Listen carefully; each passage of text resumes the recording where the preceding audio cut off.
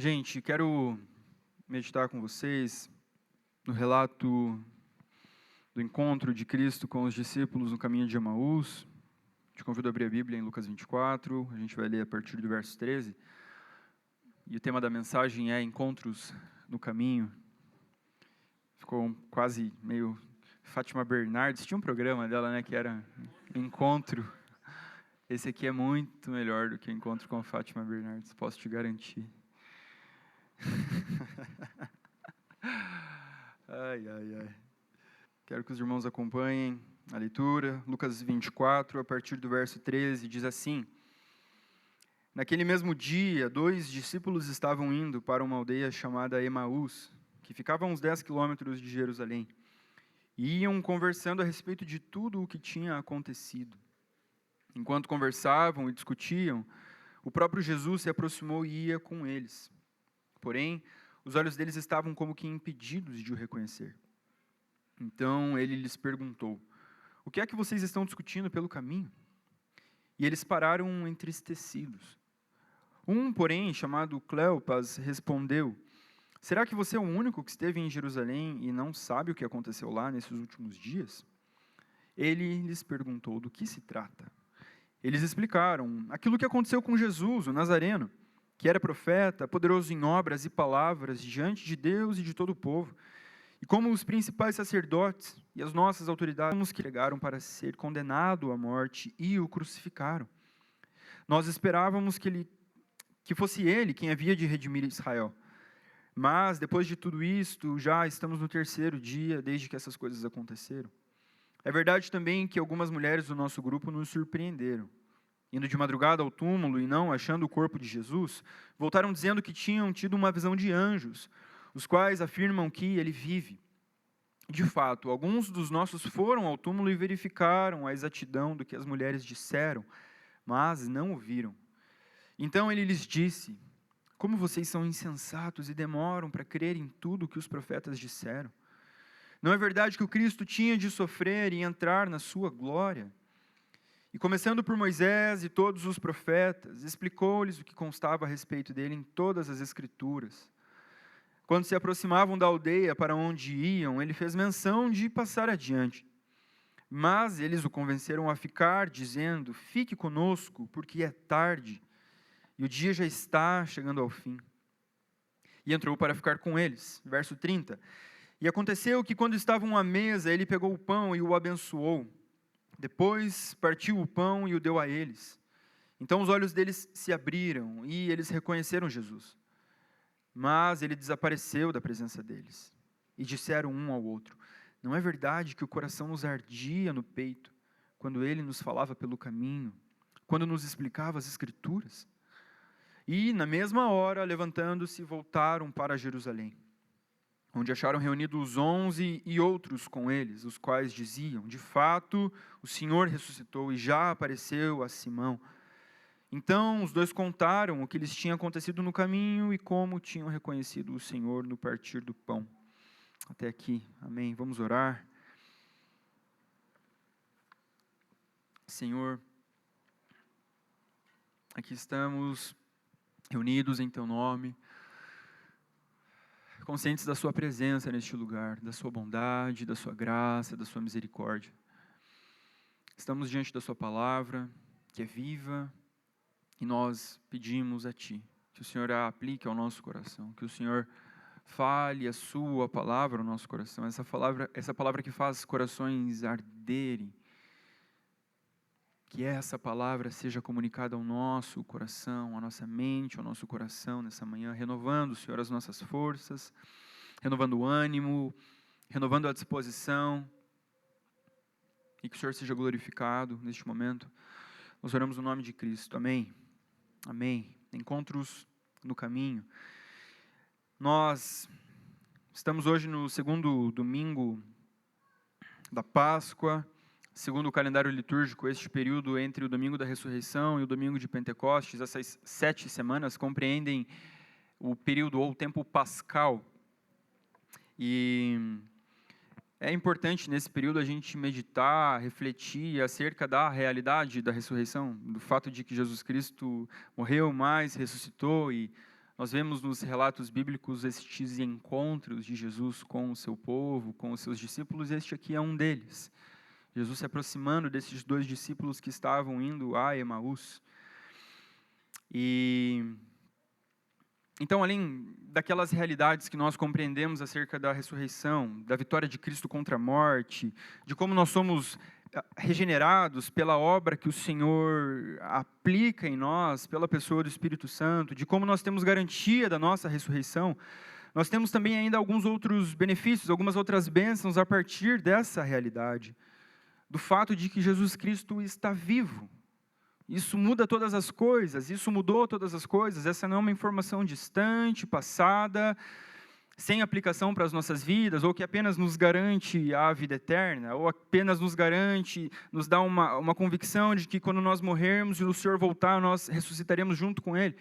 Mas existem questões muito práticas para o aqui e para o agora, e a gente vê exatamente isso acontecendo neste encontro de Cristo com aqueles 2 discípulos. Para pensar comigo, quão traumático deve ter sido todo o evento, toda a semana da paixão e a angústia que Cristo sofria.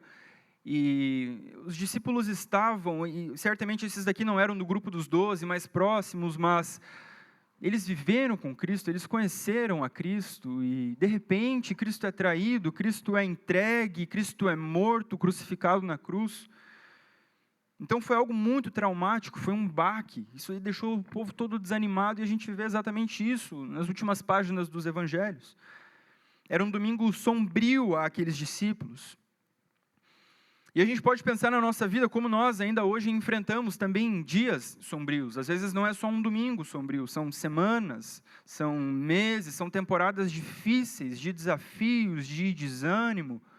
Nós estamos sujeitos a isso, essa é a realidade, e isso é estar vivo. Tem dia bom, tem dia ruim, tem dia difícil, tem dia que as coisas estão mais leves. Agora, para esses discípulos aqui, era certamente um domingo muito sombrio. E eu quero convidar os irmãos a refletirem comigo, diante desse fato de que Jesus Cristo está vivo, em como o Senhor vem ao nosso encontro, em como o Senhor nos auxilia na caminhada, e em como, especialmente diante desses momentos sombrios, Ele é cheio de graça, Ele é cheio de misericórdia, Ele vem até os seus discípulos desanimados, enfraquecidos, abatidos. E a primeira coisa que eu quero observar com os irmãos, a partir do verso 13, é como Jesus se aproxima daqueles discípulos desanimados. No verso 15 diz que enquanto eles conversavam e discutiam, o próprio Jesus se aproximou e ia com eles. O próprio Senhor, ressurreto, é aquele que tem a iniciativa de ir até os seus discípulos. Porém, os olhos desses discípulos estavam como que impedidos de reconhecer a Cristo, assim como foi com Maria Madalena também, que ela demorou um pouco para perceber que Jesus estava ali. Ela tomou consciência quando Jesus chamou ela pelo nome, Maria, dela, Rabone, mestre, é você.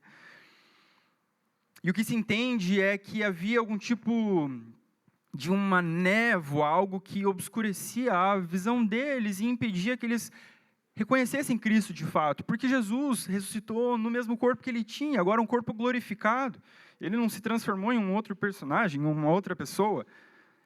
Era o mesmo Cristo que estava ali, que se aproximou, porém os olhos deles estavam como que impedidos de enxergar.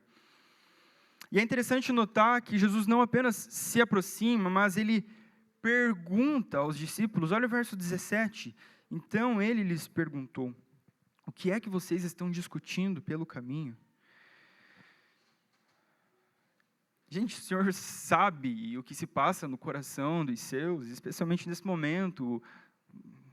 Era evidente que o tópico, que as conversas eram acerca da morte de Cristo, acerca de tudo aquilo que tinha acontecido. Mas olha o quão bondoso, paciente, intencional Cristo é em se aproximar e perguntar, o que é que vocês estão discutindo pelo caminho? Então estes homens haviam deixado Jerusalém, eles estavam indo em direção a Emaús, 10 ou 11 quilômetros de distância de Jerusalém. Eles haviam deixado o grupo dos 11, a comunhão, aqueles irmãos com os quais eles caminharam nos últimos 3 anos. Eles estavam tristes, sem esperança, abatidos, era gente crente. Era gente que caminhou com Cristo, que ouviu a Cristo, que falou com Cristo, que comeu com Cristo. Era gente que serviu a Cristo. Existe a possibilidade de eles serem alguns dos 70 discípulos que Jesus envia em missão. Lembra daquele episódio? O Senhor separa 70, envia de 2 em 2 para aldeias vizinhas, para anunciarem que o reino estava chegando, para expulsarem demônios, curarem enfermos. Este povo viveu com Cristo, teve comunhão com Cristo. Porém, agora eles haviam deixado Jerusalém, a comunhão, e eles estavam indo para uma outra direção. Então Jesus se aproxima e ele se coloca na caminhada ao lado daqueles discípulos abatidos e pergunta a eles sobre o que vocês estão conversando. E a gente pode pensar acerca da nossa própria caminhada, como em diversos momentos nós temos essas fases de um abatimento, de ficar triste, de desanimar.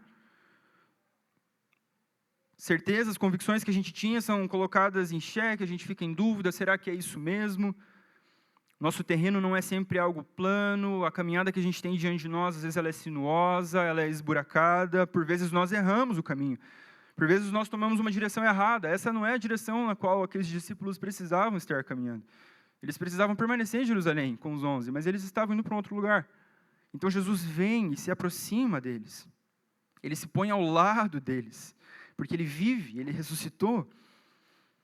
Da mesma maneira, pelo Espírito Santo, ele vem e ele se põe ao nosso lado enquanto nós andamos. Exatamente isso que o Senhor fez aqui. É a obra também do Espírito em nós hoje. E este é um dos significados do próprio nome do Espírito Santo, da obra do Espírito, é aquele que se coloca ao lado, é aquele que está junto com a gente na caminhada. Ele se aproxima cheio de bondade para nos levar de volta ao caminho, para nos restaurar, para devolver o ânimo, a alegria, a vida. Então Jesus se aproxima dos discípulos desanimados, mas a gente vê na sequência também que ele ouve os discípulos. Olha no verso 19, ele lhes perguntou do que se trata. Primeiro ele pergunta o que é que vocês estão discutindo, e agora do que se trata? Então eles explicaram aquilo que aconteceu com Jesus, o Nazareno, que era profeta, poderoso em obras e palavras diante de Deus e de todo o povo, e como os principais sacerdotes e as nossas autoridades o entregaram para ser condenado à morte, e o crucificaram. Nós esperávamos que fosse ele quem havia de redimir Israel. Mas, depois de tudo isto, já estamos no 3º dia, desde que essas coisas aconteceram. Já estamos no 3º dia, desde essas coisas aconteceram. Algo interessante de pensar acerca destes momentos de Jesus com os discípulos é de como ele dedica as primeiras horas deste domingo de ressurreição aos discípulos abatidos, aos discípulos entristecidos. Talvez na nossa mente fizesse mais sentido ele subir, ele sair do túmulo e vamos lá, vamos dominar tudo, vamos fazer esse negócio acontecer agora, de maneira muito única, muito amável, muito doce. Ele vai até os seus que estão abatidos, que estão desanimados, e dedica aquelas primeiras horas a Maria Madalena, que chorava diante do túmulo, onde colocaram o meu Senhor, aquela de quem ele tinha expulsado 7 demônios, aquela que foi liberta, cuja vida foi transformada, que se tornou uma seguidora de Cristo, estava lá chorando, entristecida, sem esperança. Ele encontra os 2 no caminho de Emaús, assim como ele encontra também os 11 trancados numa casa com medo dos judeus. Cristo ressurreto vai em direção, toma a iniciativa e vai em busca dos seus discípulos para consolá-los, para animá-los, fortalecê-los. Eles falaram no verso 21 que esperavam que fosse ele quem havia de redimir Israel, mas já estamos no 3º dia. Provavelmente eles tinham em mente as próprias palavras de Cristo, que tempos atrás tinha anunciado a eles o seguinte: é necessário que o Filho do Homem sofra muitas coisas, seja rejeitado pelos anciãos, pelos principais sacerdotes e pelos escribas, seja morto e no 3º dia ressuscite. Havia essa esperança, mas já era o 3º dia e ainda nada. A gente virou o 3º dia, estamos aqui, beleza, vamos deixar tudo para trás, vamos para Emaús, vamos deixar o grupo dos 11, vamos deixar Jerusalém. Um clima de frustração, sabe? Terra arrasada, já era, não tem mais o que fazer. Imagina o que passava na cabeça desses discípulos, especialmente dos 11 ali que conviveram com Cristo, mas esses também que eram minimamente próximos. As obras de Cristo, as palavras de Cristo, os milagres de Cristo, talvez os olhares. Imagina um dia que Jesus olhou para esses discípulos, que olhou bem no olho deles, falando com doçura, falando ao coração deles. Imagina, sabe, essas imagens vindo, essas memórias vindo, e eles no caminho pensando, sei lá, já era. O que vai ser daqui para frente? E Jesus aparece ao lado deles e ele se põe a ouvi-los. Sobre o que vocês estão conversando, do que se trata, me explique, eu quero ouvir vocês. Enquanto morto, o corpo de Cristo foi procurado pelos discípulos no túmulo, mas agora que ele vive, é ele que vem ao encontro dos discípulos e os ouve. E eu quero pensar com os irmãos, a partir disso, também na importância da oração. Estar diante do Senhor, com o Senhor ao nosso lado e abrirmos o nosso coração a Ele, com sinceridade. Os caras estavam frustrados, obviamente, eles estavam ali sem conseguir perceber que era Cristo, mas isso ensina a nós que as nossas frustrações também podem e devem ser colocadas diante do Senhor e está tudo certo. A oração não é algo mecânico. E existem muitos tipos de oração, existem os momentos para intercedermos, mas a intercessão somente não é oração. Existem os momentos para petição, mas isso também somente não resume o que é a oração. Existem as orações guiadas, que há séculos têm beneficiado o povo de Cristo. Existe também o momento do silêncio, da escuta na oração. Mas a gente não pode esquecer dessa oração meio sem roteiro, aquela que brota do fundo da alma, que é de fato se desnudar diante do Senhor. É assim que está o meu coração, é assim que eu estou. Ele vem ao nosso lado e ele está todo ouvidos. O que está acontecendo? Do que se trata? Sobre o que vocês têm conversado tanto? O que está ocupando a mente de vocês? O que está deixando vocês aflitos? O salmista diz no Salmo 116, eu amo o Senhor porque Ele ouve a minha voz e as minhas súplicas. Porque inclinou para mim os seus ouvidos, eu o invocarei por toda a minha vida. Eu amo o Senhor porque Ele ouve a minha voz. Gente, isso é demais, é precioso demais. Um dos motivos do salmista amar o Senhor é porque Ele ouve. Porque Ele ouve, Ele sabe ouvir, Ele não apenas fala, mas Ele ouve. Ele é este Deus vivo que nos encontra no caminho, que se aproxima de nós, que nos ouve e pergunta a nós, como vocês estão? Como está o seu coração? Nosso Senhor não tem medo de acessar as nossas crises, pelo contrário, Ele vem até nós para nos fortalecer nestes momentos, cheio de compaixão, cheio de ternura, cheio de amor, de bondade, cheio de paciência. E a gente pode também ainda tirar uma outra lição a partir daqui.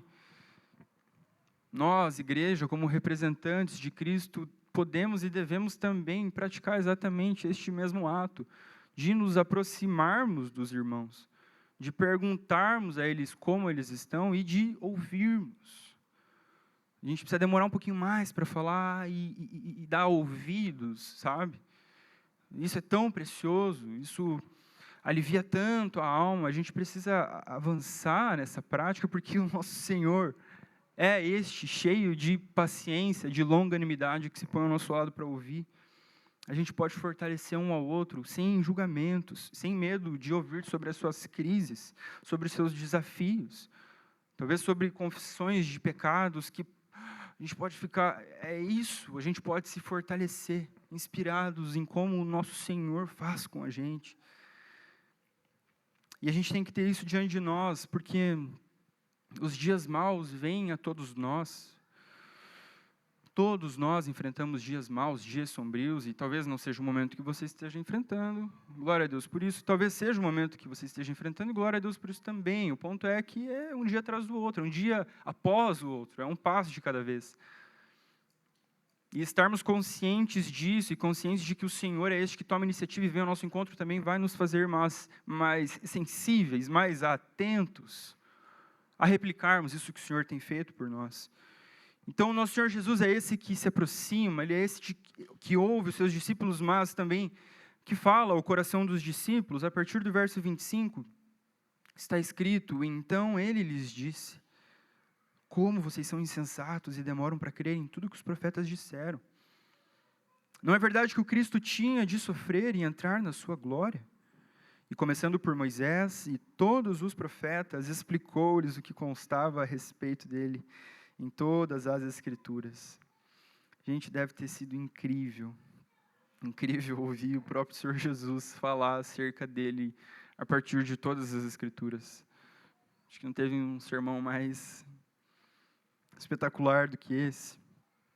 Cristo fala a eles, ele ouve, mas ele também fala. E o que as Escrituras falam acerca de Cristo, certamente ele passou por estes 3 textos que eu vou ler. Isaías 53 diz que ele foi traspassado por causa das nossas transgressões, esmagado por causa das nossas iniquidades. O castigo que nos traz a paz estava sobre ele, e pelas suas feridas fomos curados. O Salmo 22 diz: traspassaram minhas mãos e meus pés, posso contar todos os meus ossos. O profeta Zacarias, no capítulo 12, diz: olharão para aquele a quem traspassaram, e pranteá-lo-ão como quem pranteia por um filho único. Observem como o sofrimento de Cristo, do Messias, é um tema central na exposição de Jesus. Ele falou: não é verdade que Cristo tinha de sofrer antes de entrar na sua glória? E este é um motivo comum, recorrente no Antigo Testamento quando se fala do Messias. Sim, se fala da glória, da vitória, da redenção, mas também de que ele precisava sofrer. E este sofrimento fez parte da vida de Cristo, da vida do Senhor Jesus Cristo até a sua morte. Mas agora ele vive e ele se compadece dos seus discípulos nos seus sofrimentos. O autor de Hebreus diz que nós não temos um sumo sacerdote que não possa se compadecer das nossas fraquezas. Nosso sumo sacerdote, o Senhor Jesus Cristo, é completamente habilitado para se compadecer das nossas dores. Ele se fez um de nós, ele assumiu forma humana, ele obedeceu até a morte de cruz, ele aprendeu a obediência pelas coisas que ele sofreu. Ele não é um Deus distante, ele não é um Deus indiferente, ele não é um Deus que não nos ouve, que não se compadece. Pelo contrário, ele é este que vem, que se aproxima, que pergunta, que fala, que ouve. Olha o que diz o verso 32. Eles disseram um ao outro: não é verdade que o coração nos ardia no peito quando ele nos falava pelo caminho, quando nos explicava as Escrituras? A palavra do Senhor ministrada pelo próprio Deus no coração deles fez o coração deles arderem. E eu não consigo não lembrar do relato de John Wesley, o fundador do metodismo, que mesmo depois de ter crescido, ele é filho de pastor, e já na missão, na obra, ele ainda se apoiava demais nos próprios méritos, na própria santidade, e em determinado momento da vida dele, ele está numa reunião, e ele ouve alguém lendo um comentário bíblico sobre Romanos, escrito por Martinho Lutero. E ele relata que, naquele momento, ele tem uma experiência que transformou a vida dele absolutamente, que foi um estranhamento, um coração estranhamente aquecido. Ele sentiu algo, como se o coração dele estivesse sendo aquecido. E é exatamente essa obra do Espírito, ao comunicar a palavra de Deus aos nossos corações. É a palavra de Deus que faz os corações arderem. Agora, se o nosso coração não tem sido profundamente tocado, acessado por essa palavra, onde está o problema? Na palavra do Senhor que é viva? Definitivamente não é. No Espírito que aplica a palavra no nosso coração também não. Somos nós, meus irmãos, é o nosso próprio coração, é a nossa própria condição limitada. Quando foi a última vez que o nosso coração foi atravessado deste modo pela palavra? Numa leitura, numa meditação, num estudo, ouvindo um sermão. Wesley foi ouvindo um comentário bíblico. Isso é incrível. O Senhor tem o jeito dele de comunicar a palavra dele no nosso coração. Agora, o fato é que nós precisamos dessa experiência e dessas experiências com alguma frequência, do Senhor aplicando a palavra dele no nosso coração. Ela é uma espada, entendeu? Não são palavras lançadas ao vento, é uma espada que atravessa o nosso ser, o mais íntimo do nosso ser. Nós precisamos pedir ao Senhor que Ele nos explique as Escrituras pelo Seu Espírito, para que o nosso coração seja novamente aquecido, para que tenhamos também essa experiência de, como os discípulos, perceberem que o Senhor tem falado diretamente ao nosso coração. Não é meramente obter algumas informações, algum conhecimento bíblico, teológico, mas é de fato perceber, eu fui tocado por Deus. Deus está vivo. Ele está vivo, Ele apenas não deixou as Escrituras e a palavra para encherem a nossa mente, mas Ele deseja acessar o nosso coração, o mais profundo do nosso ser.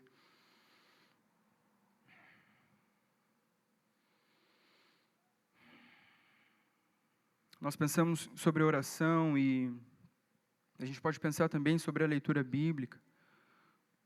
Ao nos trancarmos no nosso quarto, abrirmos as Escrituras, a gente precisa invocar a presença do Senhor.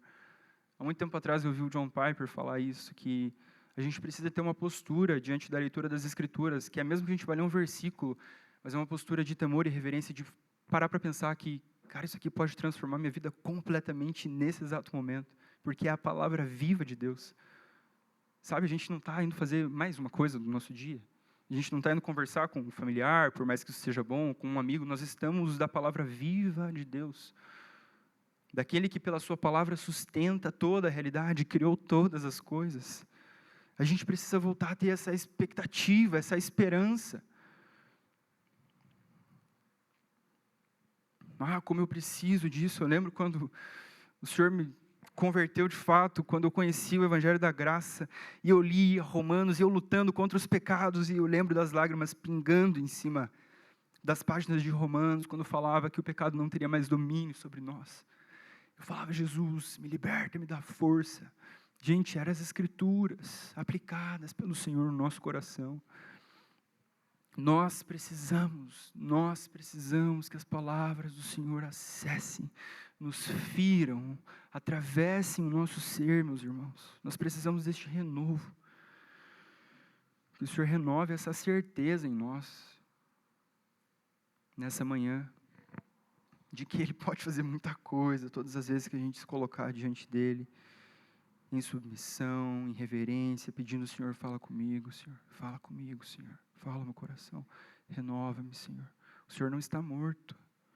A nossa postura diante das Escrituras não é como de alguém que tem um Deus morto num túmulo, mas que está vivo, que enviou o seu Espírito, que nos guia a toda a verdade.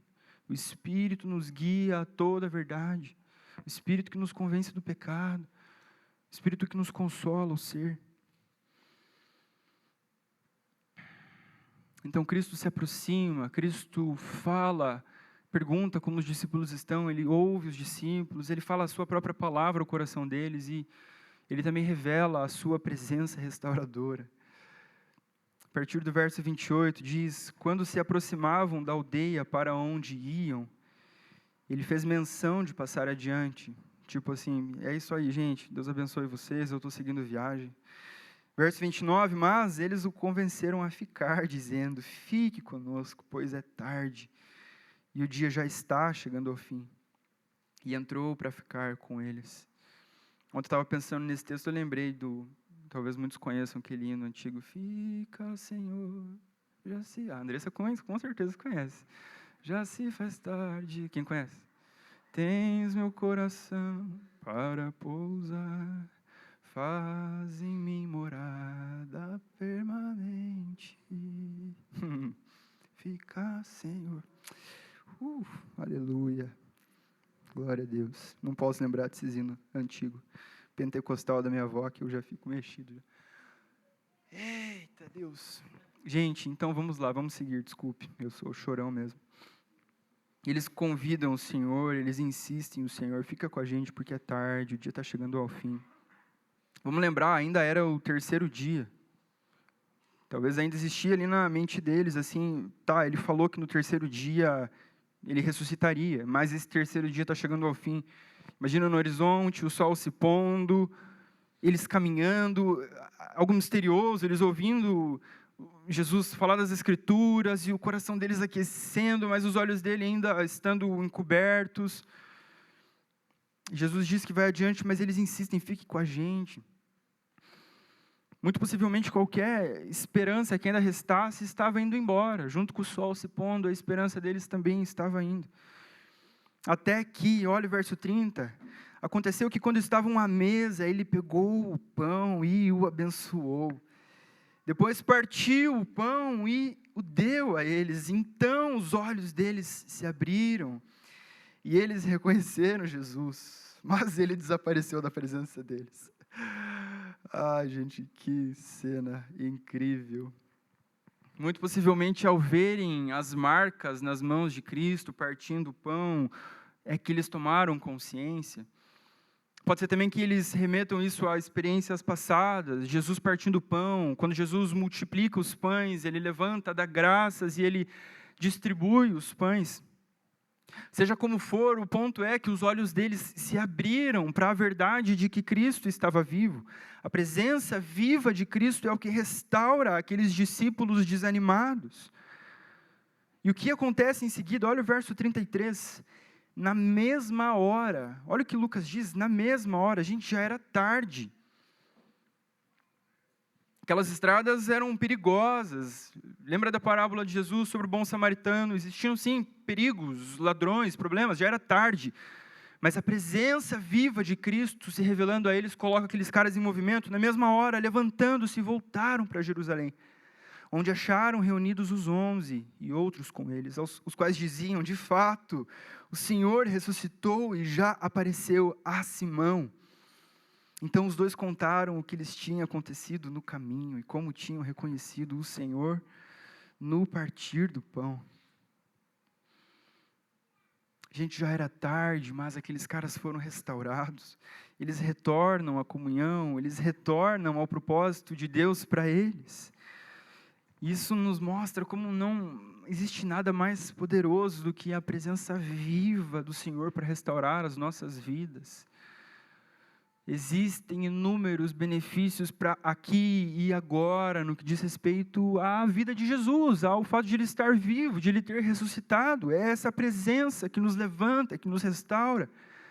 As suas palavras, ouvir suas palavras que fazem os nossos corações arderem. Precisamos dessa expectativa renovada. Senhor, fala ao meu coração, me levanta deste abatimento, deste momento difícil.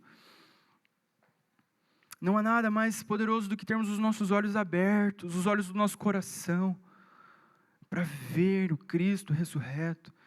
Ele disse a Tomé, felizes são aqueles que não o viram e creram. Felizes são os que não viram e creram.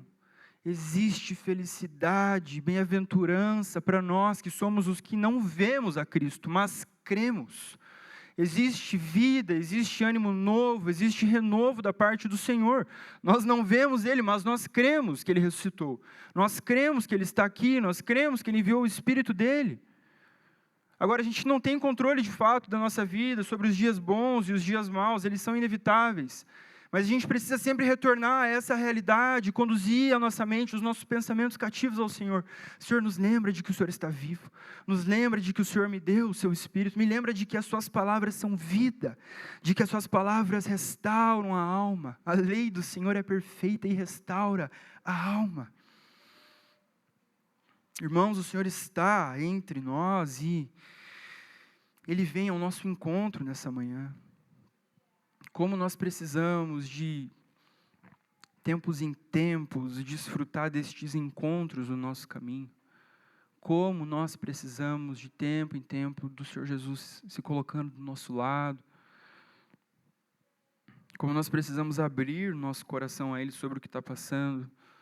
É isso, gente, não tem. É a Bíblia e oração, não tem outro jeito. É abrir o nosso coração. Senhor, tem misericórdia de mim, porque eu sou pecador. Filho de Davi, tem misericórdia de mim. Ele vem ao nosso lado, a gente fala como a gente está, a gente expõe o nosso coração, a gente clama por misericórdia, a gente clama por força, a gente clama por graça, a gente pede perdão dos nossos pecados, dos nossos deslizes no caminho, dos caminhos errados que a gente toma nessa caminhada. E Ele nos ouve, Ele é compassivo, Ele é paciente, Ele vem, nos restaura, Ele nos renova. Ele nos fala através da sua palavra. Corrige o que está fora do lugar, porque o Senhor nos ama, meus irmãos. O Senhor nos ama. E Ele se revela a nós como um Deus presente, como um Deus que está vivo. Então nós desfrutamos da comunhão com Ele, assim como aqueles discípulos. Na mesa, no lugar da comunhão, do pertencimento, partindo o pão. Dando graças a Deus pelo sustento nas nossas vidas. E isso renova a nossa fé para a gente continuar no caminho. Para a gente continuar no propósito que o Senhor tem para nós.